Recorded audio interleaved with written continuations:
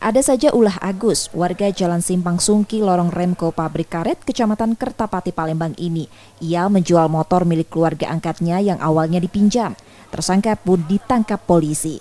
Setelah ditangkap karena laporan korban, tersangka mengaku menjual motor korban yang awalnya ia pinjam untuk mengantar istrinya. Namun motor pinjaman milik keluarga angkatnya itu tak kunjung dikembalikan, malah dijual tersangka.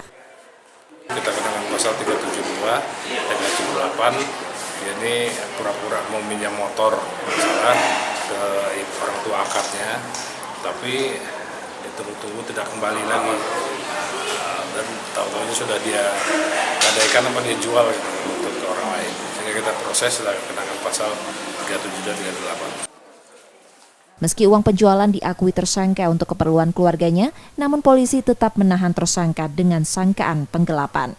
Yudi Kiswanto, Kompas TV, Palembang, Sumatera Selatan.